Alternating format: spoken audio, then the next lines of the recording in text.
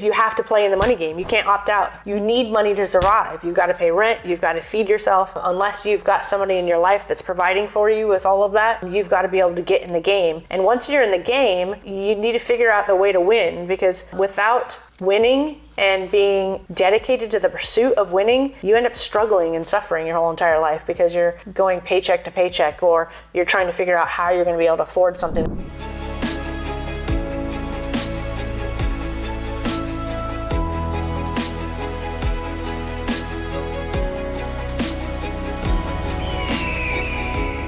Hey everybody, Flip and Dani here. Welcome to the Freedom Show.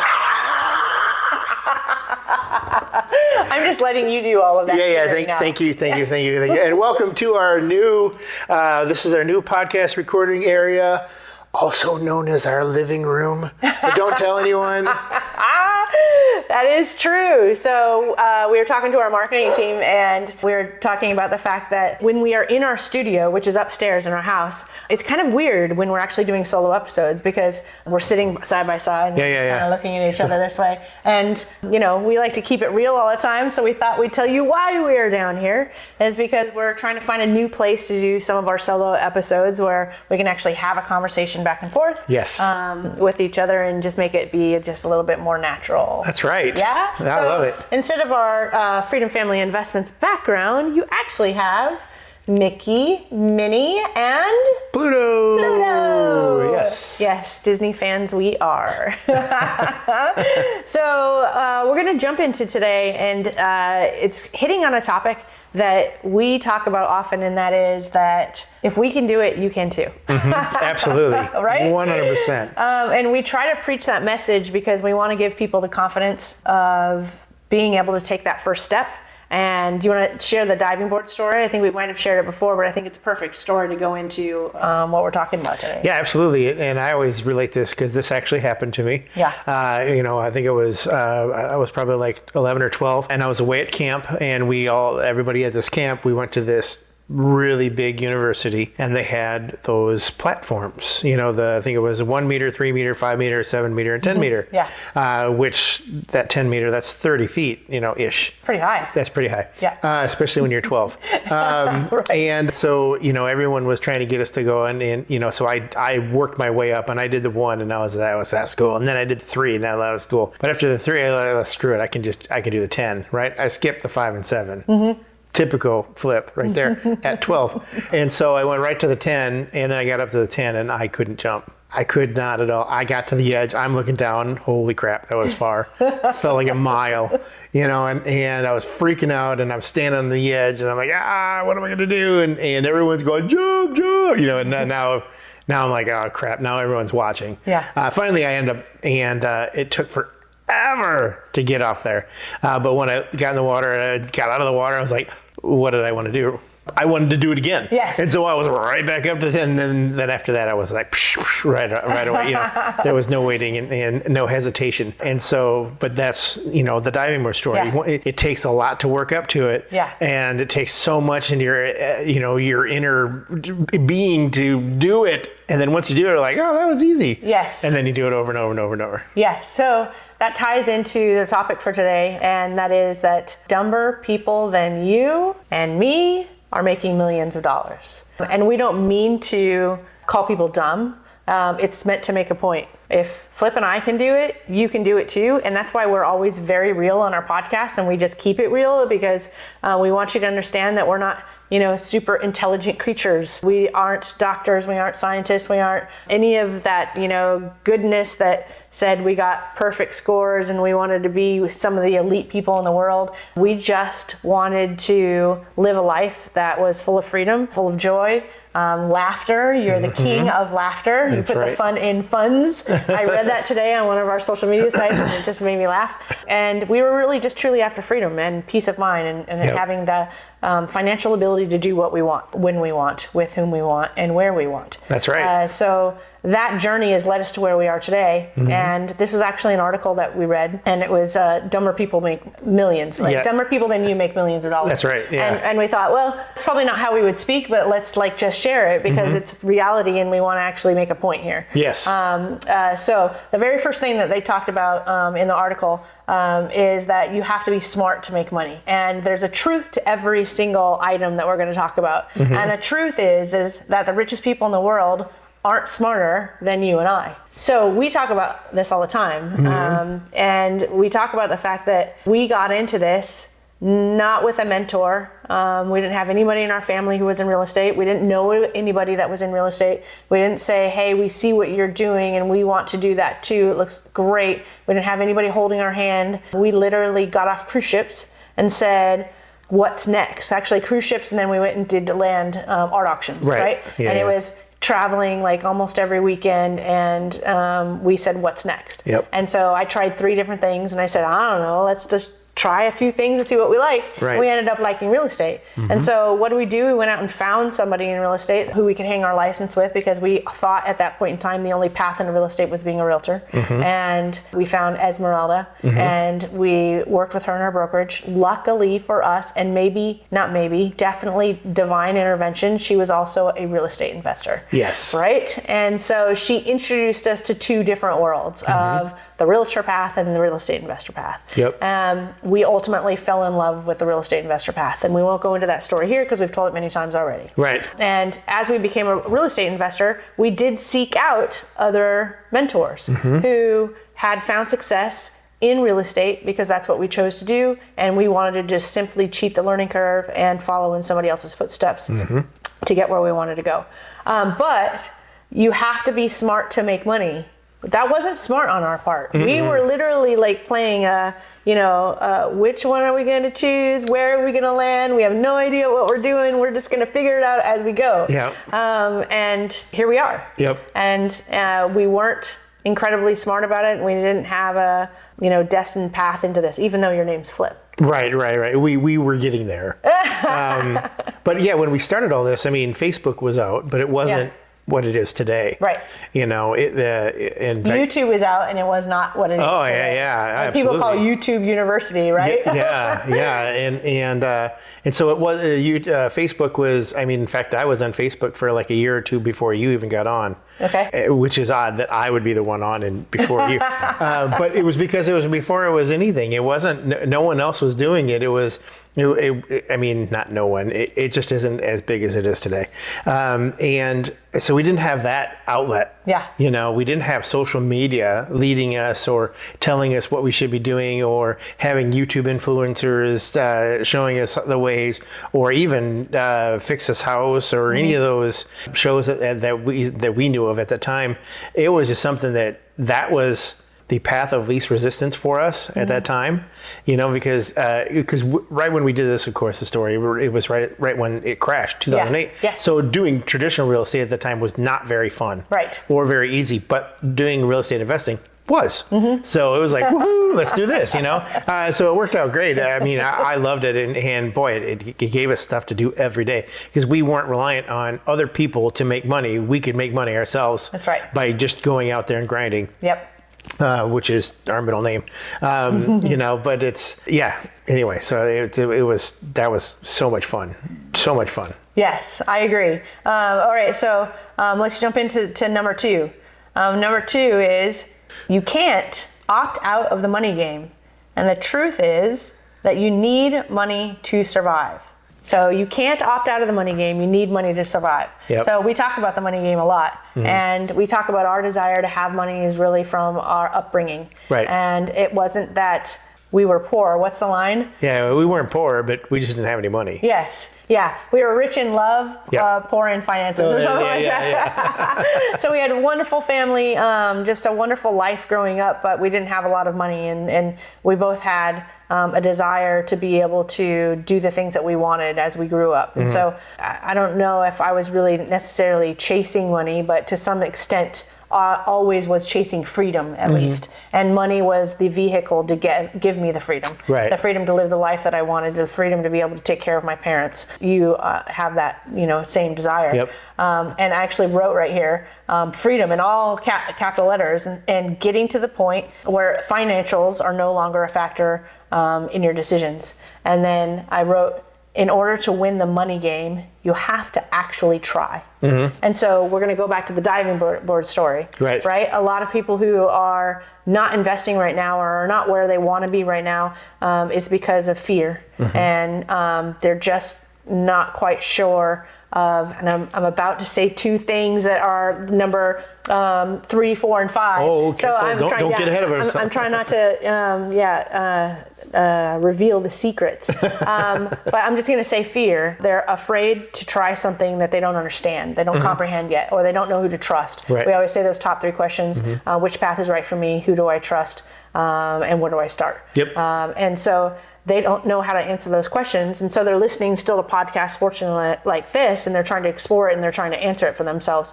But reality is you have to play in the money game. You can't opt out. You need money to survive. You've got to pay rent. You've got to feed yourself. Unless you've got somebody in your life that's providing for you with all of that, you've got to be able to get in the game. And once you're in the game, you need to figure out the way to win, because without winning and being dedicated to the pursuit of winning, you end up struggling and suffering your whole entire life, because you're going paycheck to paycheck, or you're trying to figure out how you're going to be able to afford something that came up. And right now with rising interest rates and inflation, I know interest rates are going down as of the recording that we're having right now. But just the environment that we're in, I think my brother posted on Facebook that he spent $90 on groceries, and it was like he listed like 5 things. Right. It's a big deal. And for those people who are not focused on winning the game of money, they're seeing this hurt their bottom line, right? And so this pursuit of freedom, I think, is really, really important. And you have to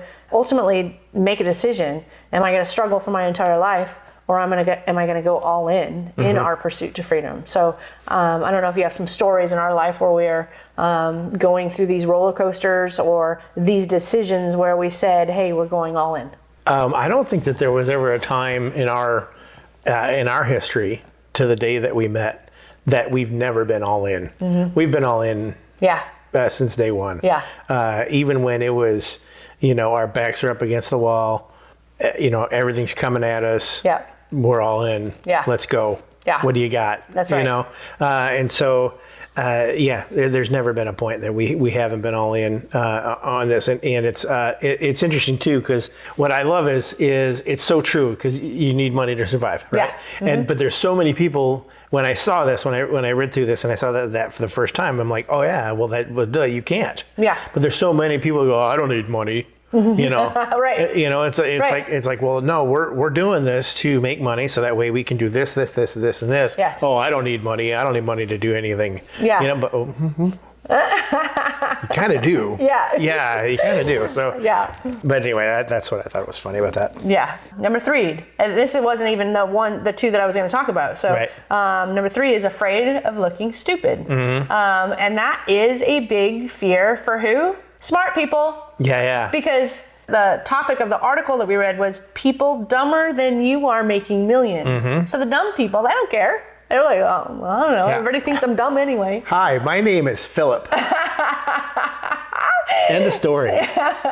So you're not afraid of looking stupid. Nope. Like, you're okay with. I grew up looking stupid, so. Well, stop. I didn't even hear before I went, No, I mean, that's what I feel. I feel like that, so I don't have a problem with it. That's what I'm saying. I'm used to it. Plus I like to play, the keyword is play. I like to play the dumbest guy in the room. Right. I always say I want to be the dumbest guy in the room, and even if I'm not, I'm going to play it. Yeah. No, I think that's important. We always have strived to be the dumbest people in the room. And if we were the smartest people in the room, we changed rooms. Right? We said, okay, we've learned all of it we can learn here. It's time to move up. And that's been like our path from the very, very beginning, is always just saying, hey, we're committed to doing this, and we're going to figure out a way. And to figure out a way, you got to find the people who can help you and hold you by the hand to some extent. And our broker, fortunately, that didn't cost us anything. It was just us getting into real estate and learning the game of real estate. Yep. And then we led to investing. That's when we actually spent money, but we didn't even spend the whole entire amount ourselves. Right. We had 5 of us all splitting the cost of one mentorship with this guy.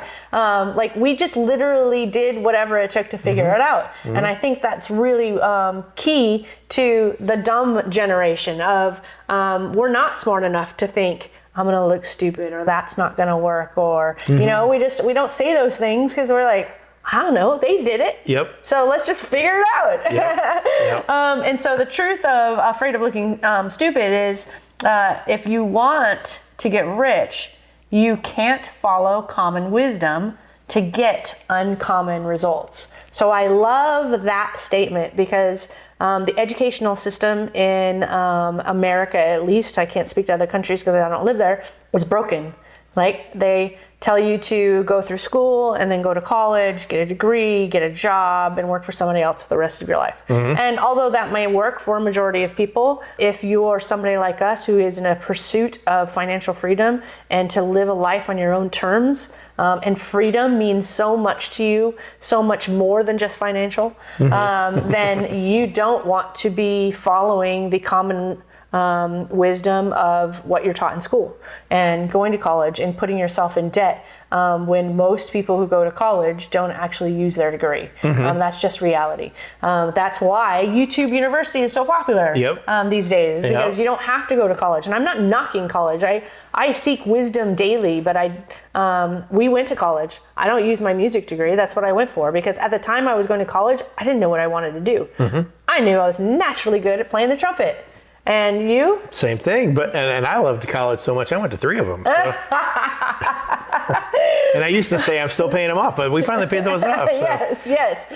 Fortunately, I had a full scholarship, but there's still just the expense of even time. And sometimes at that age, you really don't know what you want to do. And you don't even know what you want. I didn't know what I wanted at that point in time. So it was just a matter of discovering and exploring who you want to be. And I think generational wealth doesn't just come in money and financial reasons. Generational wealth comes in wisdom. And the fact that you can pass on things like this to the younger generation to allow them to explore things early on, right? I see teenagers in our masterminds these days. I see teenagers and kids under the age of 10 flipping houses, going with their dad to a closing table and signing as part of the agreement, and going to the house and being responsible for the things that are being done, you know, cleaning out the house. And that type of generational wealth is so much more valuable than money. I just think that is something people don't take into consideration when they're thinking about their kids and thinking about what they want to pass on. They're just work to make all of this money to be able to pass it down. If you haven't taught your kids exactly how to do the same for themselves, they don't have the lessons, and they don't even respect wealth because they didn't have to work hard for it. And it's far greater to, teach them how to fish or give them a fish? There's like that type of, it's that thing. It's far greater for them to have the wisdom to be able to make the money themselves. And at that point, they're starting to understand, oh, look at this world and look at this opportunity and what I get to do, right?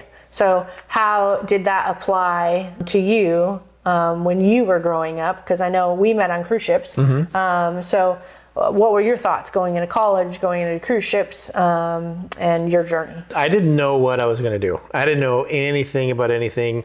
I wanted to get through high school, and I wanted to go to college. I wanted to get out of the house, and not because the house was a bad place. I just wanted to go somewhere different. I wanted to go out, and I wanted to be in the world. I knew I wasn't going to stay, because I was living in Michigan at the time, and anyone who's lived in Michigan, most of the people don't last long. they go somewhere else. Right.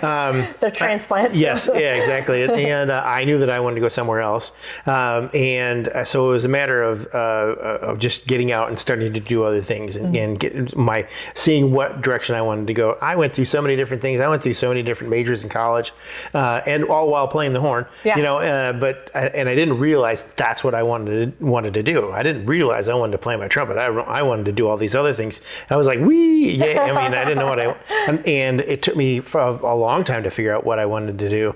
And so I was just constantly, how about this? Try this, try this. And that sort of leads to the,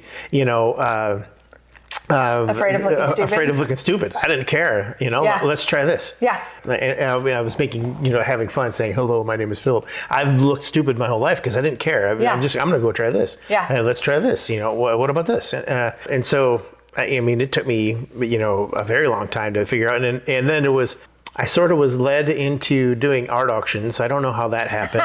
If you know our history, you'll have to figure that one out, or go back and hear that whole story, because I was led into that one. Come here, honey. Yes. This way, honey. Yeah, but I loved it. I didn't care. Yeah. Here's a microphone. Here's a gavel. Go. Okay.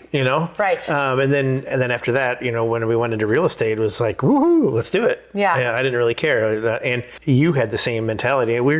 Let's go. Mm-hmm. Yeah. It comes down to the curse of intelligence, right? And that when you aren't incredibly smart and you don't think you know it all, you've got nothing to lose. That's right. All you have to do is just go out there and try, and you end up probably exceeding your expectations and other people's expectations, as opposed to feeling like you are stupid or look stupid because you've, achieved so much in life that people expect you to succeed. And even then, if you're one of those people who is smart and people expect you to succeed, there's nothing wrong in failure, right? We fail all the time. We embrace failure. The more I fail, the more I learn, the more I succeed. Yep. That is like the secret of success is failure, because the bottom line is you have to fail multiple times in order to get to where you want to go. So I think, I love that one in particular. Okay. There's You're Fired, you remember that show? Yes, I do. Right. Well, his right-hand guy, George. Oh, yes. Remember George? Yep. We saw him, and I just saw this was a quote on my Facebook, in my history on Facebook, and we saw George talk, and he talked for a couple, I think it was an hour or two, and it was all gold. Yeah. But one of the things he said was perseverance plus failure equals success. Yes. Let's roll into number 4. So number 4 of why dumb people make millions. What is it? I love it. People dumber than you are making millions. Number 4 is it's too risky. And the truth is you can't navigate life without taking risk. So it's too risky. You can't navigate life without taking risk. A couple of things that we were talking about were, and that was in the article, was you could have a cliff hiker. Cliff diver. Yep. Cliff diver. Yep. You could have a cliff diver, and then you could have somebody that is speeding in traffic all the time. And they both think that the other one is risky. One is going, you're crazy. You're jumping off these cliffs. That's insane. And the cliff diver is going, you're crazy. Like most people die in car crashes, and then flying in a plane, you're crazy for speeding all the time. And so risk is a matter of perspective, right? And trying something new could seem risky. And I think we feel that every time we've tried something new. I think we feel the risk in it, but we also feel the risk of staying the same. Yep. And I think that is the greater risk in life, of staying the same, staying in your comfort zone, never growing and never getting to where you want to be, which ends up in regret.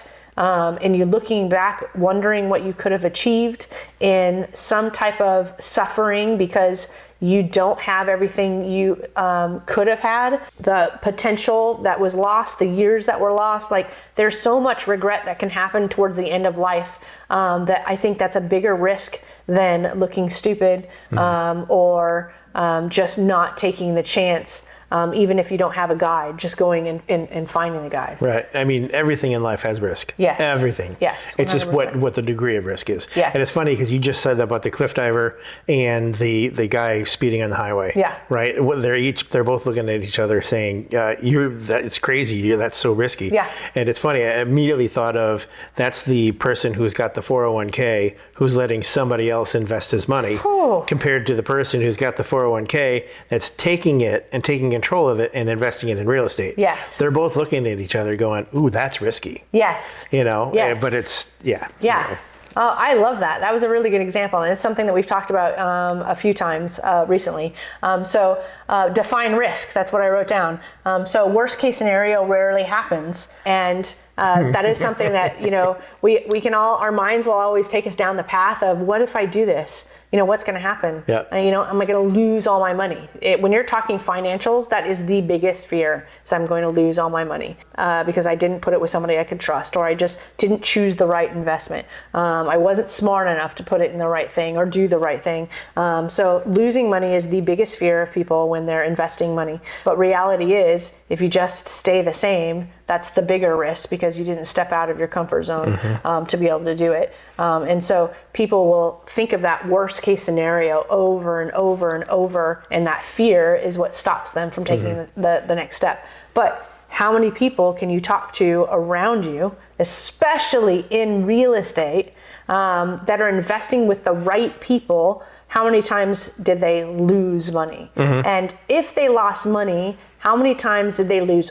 all of it and were 100% decimated where they lost absolutely everything? I have probably heard some stories of people choosing to go to bankruptcy, but it's probably 1 in a million. I don't even know what the stats are, but it's so rare. But the fear takes over, right? Yeah. It's just what you're thinking of all the time, when in reality, the worst case scenario rarely ever happens.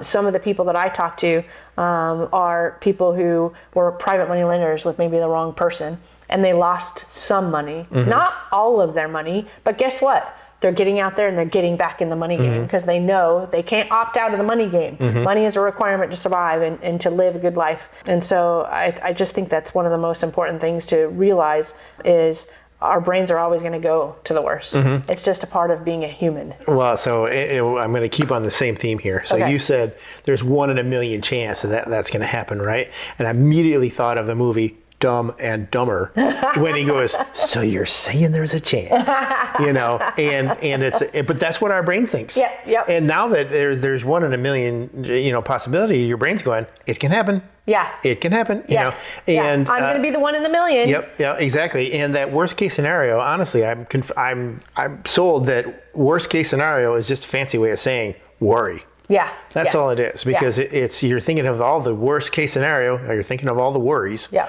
And it does you no good to worry. Yeah. And you need to be prepared. Okay, that's great. Think about it once and then move on. Yes. Yes, that can happen. I'm going to get in my car, I'm going to turn my car on, and I'm going to drive to the store. Worst case scenario is I'm going to get in an accident. But that doesn't stop me from driving down the street and going to the grocery store. That's right. So it's just get it out of your mind and move on. But so you're saying there's a chance. Yeah. So for full disclosure too, I do want to say that we're not saying that there's a 1 in a million chance that you won't lose money, right? And Correct. I'm the one that came up with the quote, and we're using it a little bit. So there's people who have lost money in syndications, for example. And there's a recent Texas property that got foreclosed on, right? And all of the investors in that particular syndication lost money. I don't know how much they lost. I don't know what their recourse is. I haven't read the article. You have to do your due diligence, and you have to be okay with the risk that you are taking. And again, define risk. There's risk in everything. So if you diversify, and let's just say, we invest in ourselves, right? We have apartments, we have houses, we have business investments. You have stocks and crypto because you Wait, I need to check where am I at right now? But you diversify so that all of your eggs aren't in one basket. And you know what? Sometimes something might happen, and always be prepared for the fact that it might happen. And you invest wisely where you have maybe some in a very, very, what you would consider a safe investment. And then some in maybe a little bit medium risk so that you're going to get a higher return. And then some that you say, I don't even care, this is my shot for glory, right? I'm just going to go for a home run, and whether I win or not, it really doesn't matter to me. This was kind of the fun. That's what we call it. It's our fun investments.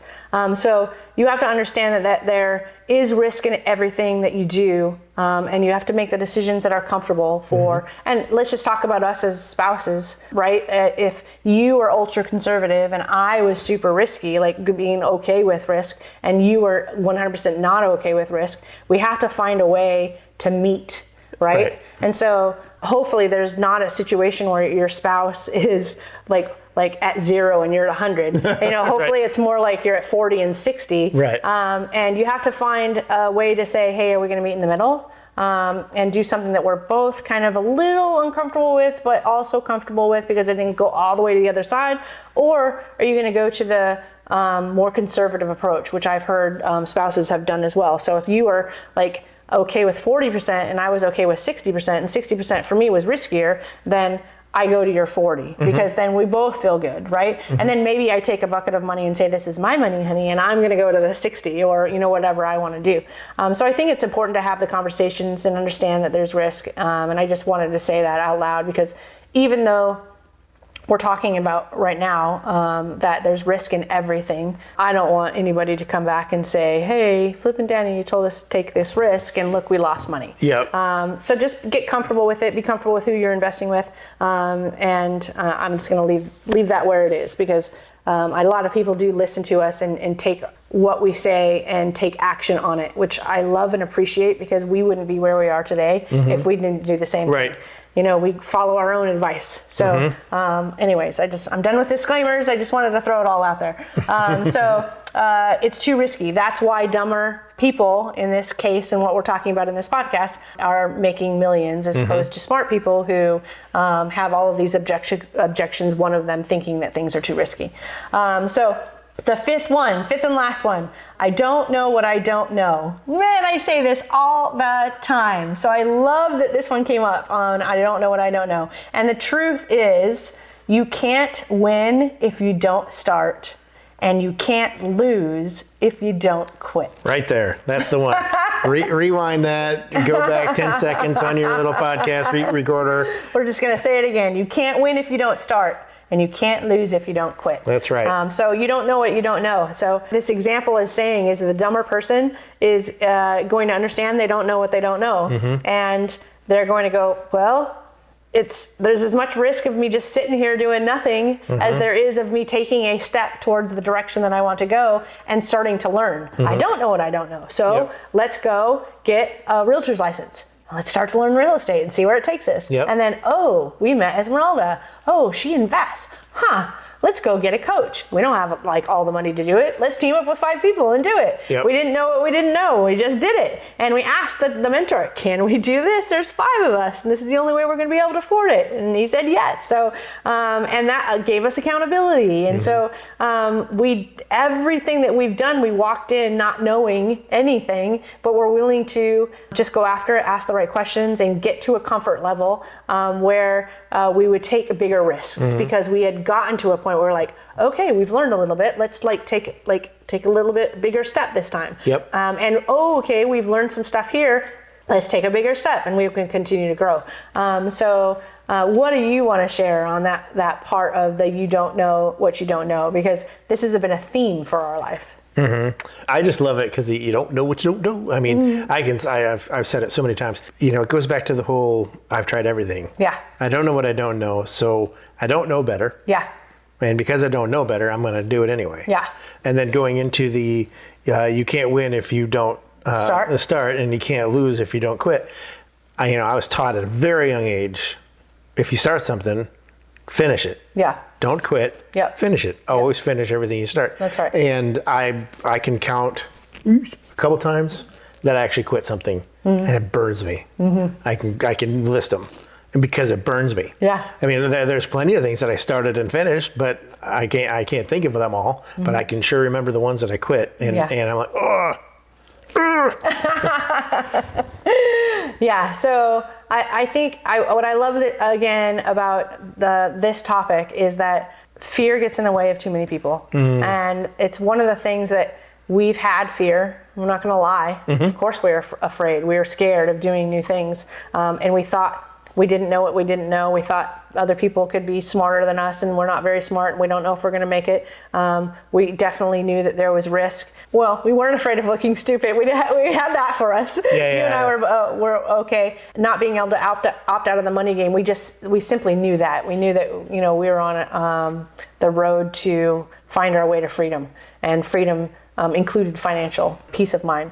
So I just think it's really, really important to continue talking about these types of things and just continue to get real, because a lot of social media is a highlight reel. A lot of the successful people, it's getting better and better. Authenticity is growing. And that makes me so, so happy, because I think people are leaning towards the people who are being really incredibly authentic and who are just trying to say it like it is and say, hey, if we can do it, you can do it too.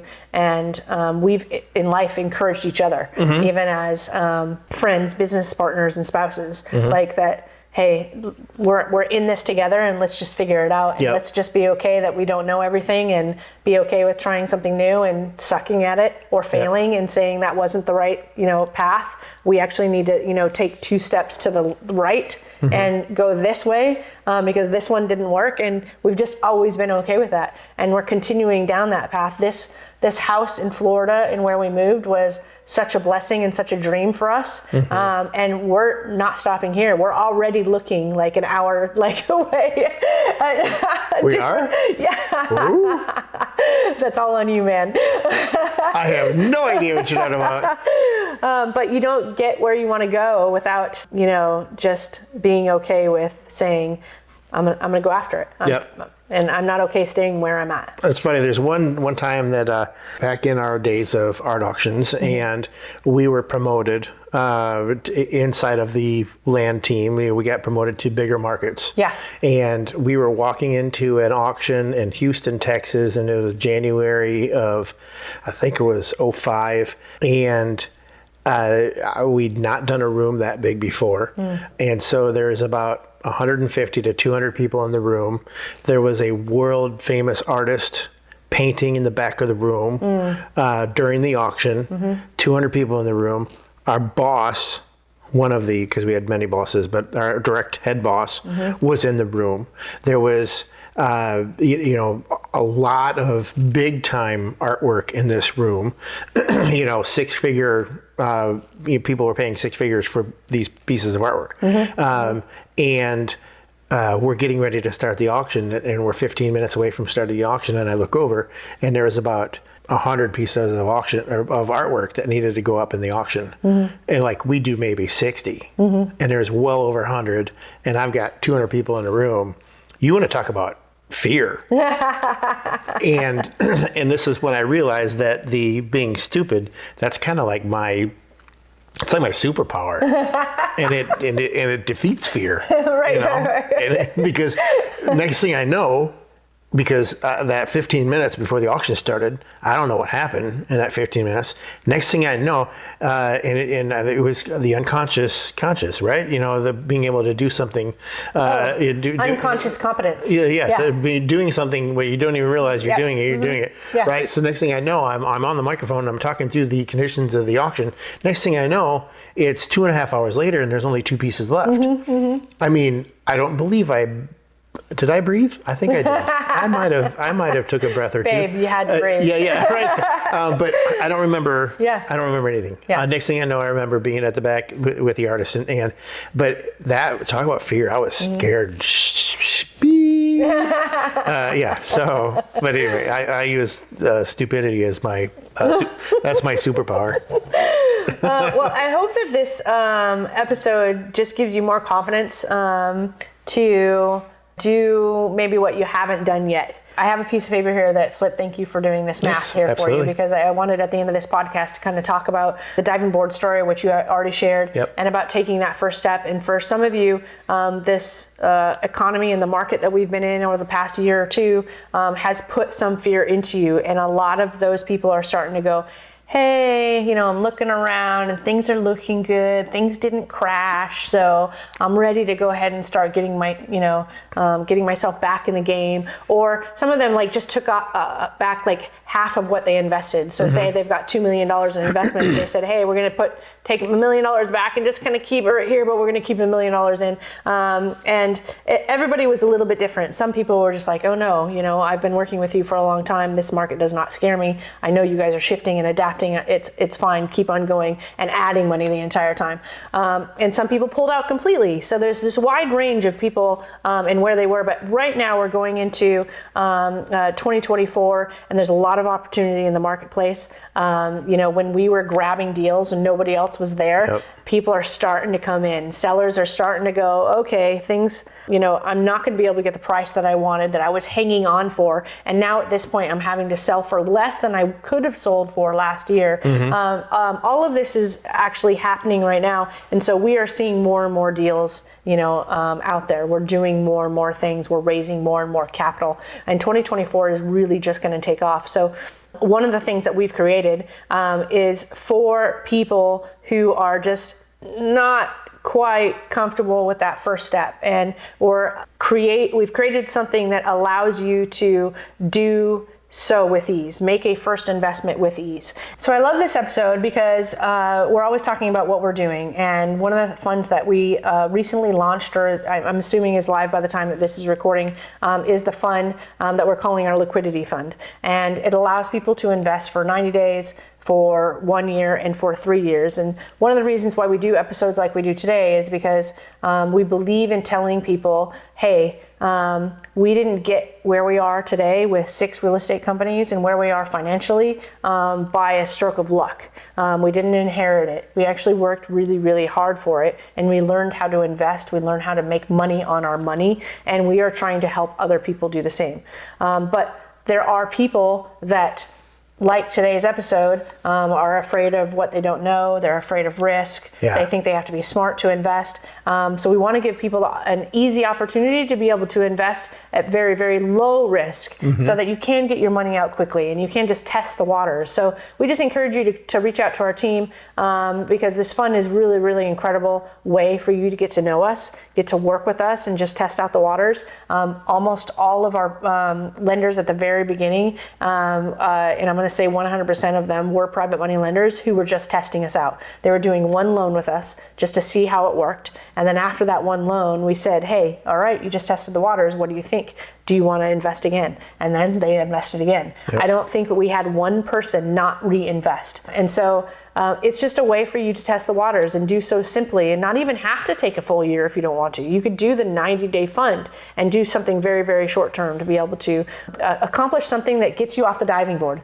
And once you jump off the diving board, you start getting excited because you just saw your money earn money. And you're like, oh, Kevin O'Leary, oh, I can send my money out and it's going to come back with more money back to me. Right. That is so cool. And so we're doing everything in our power to be able to do things like that for you. So I hope you'll go to chatwithfreedom.com and just talk to the team about it and explore your options. If you love real estate and you want to own property, we can do that too.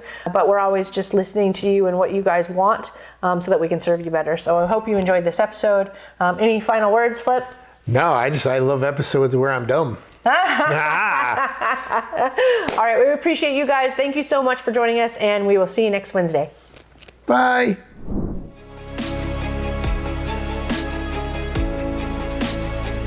Nothing on this show should be considered specific, personal, or professional advice. Please consult an appropriate tax, legal, real estate, financial, or business professional for individualized advice. Opinions and information on the show are not guaranteed. All investment strategies have the potential for profit or loss.